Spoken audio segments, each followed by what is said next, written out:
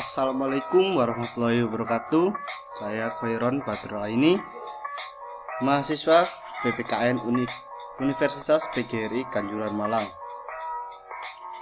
Hari ini saya akan membahas tentang persatuan dan kesatuan bangsa Indonesia pada masa Orde Lama.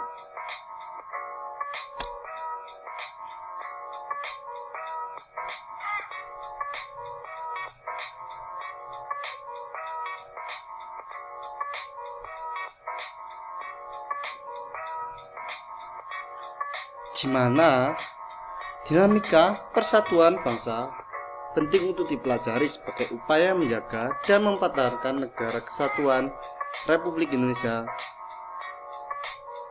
Sejak mulai Indonesia pertama kali merdeka atau proklamasi pada 17 Agustus 1945, banyak sekali dinamika untuk mempertahankan utuhnya Indonesia ini.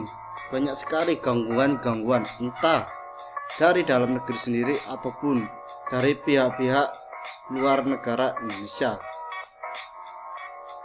Namun upaya-upaya tersebut justru semakin membangkitkan upaya untuk sikap persatuan dan kesatuan dari rakyat-rakyat bangsa Indonesia.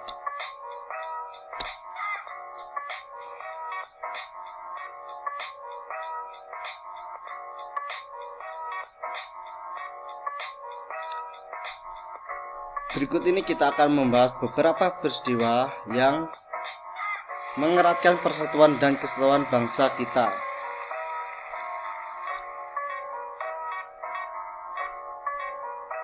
Yakni yang pertama adalah agresi militer Belanda I, yang diwarnai awal munculnya adalah melalui perjanjian Linggarjati yang ternyata belum mampu menyudahi perselisihan antara bangsa kita dan Belanda,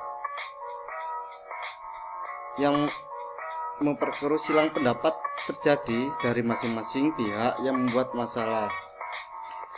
Agresi militer Belanda ini terjadi setelah Jepang keluar dari Indonesia. Namun Belanda masih tetap kekeh untuk menjajah atau ingin memerintah Indonesia. Agresi militer Belanda I memiliki dampak positif bagi Indonesia, yakni adanya dukungan dari dunia internasional kepada Belanda itu semakin menurun. Lalu beberapa negara mengakui kemerdekaan negara kita secara de jure. Kemudian Indonesia menerima dukungan dan simpati dari dunia internasional. Dan yang terakhir ya, memperkuat posisi Indonesia dalam perjanjian internasional. Karena ini pula lah semangat persatuan kita kembali muncul untuk mempertahankan negaranya dari pihak-pihak Belanda.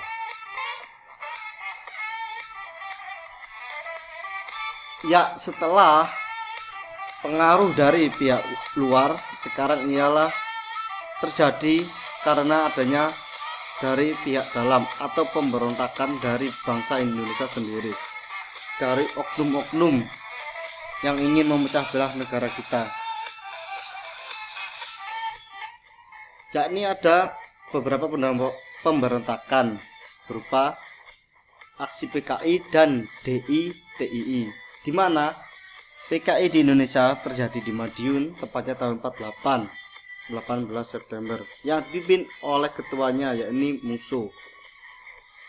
Lalu tidak lama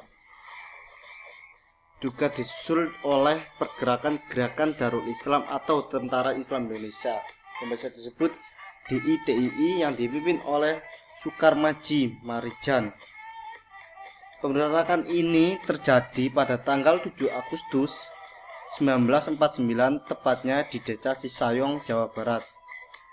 Ini merupakan pukulan telak karena pemberontakan terjadi karena adanya perbedaan pendapat dari rakyat Indonesia sendiri. Perpecahan terjadi karena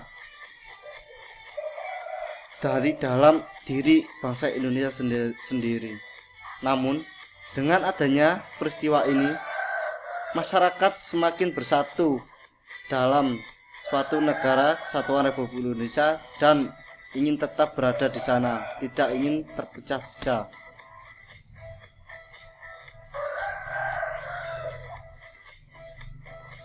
Lalu kemudian yakni adanya persatuan di masa RIS, Republik Indonesia Serikat. Ya, dan ternyata pada saat itu Belanda masih belum puas dan masih ingin kembali lagi untuk menjajah Indonesia melalui dengan RIS yang dipimpin langsung oleh Ratu Belanda. Namun pejuang-pejuang kita tidaklah patah semangat. Mereka tetap mengupayakan kemerdekaan Indonesia yang berdaulat dan berdasarkan demokrasinya sendiri. Mereka berperang politik dengan kerajaan Belanda hingga ya kita berhasil dan keluar dari konstitusi RIS.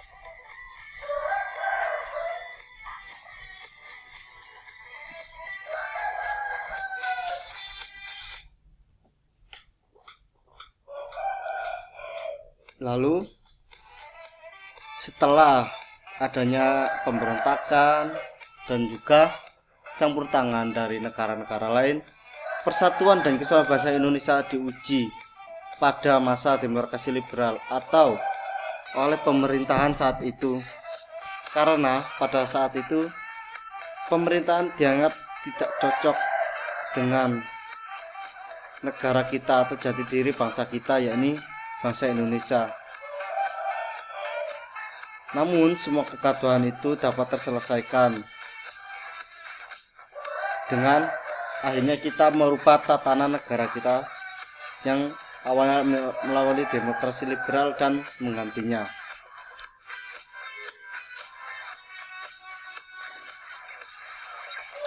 Setelah terjadi beberapa guncangan berat, akhirnya kita presiden melakukan dekret presiden yang intinya melakukan pemerintahan sementara.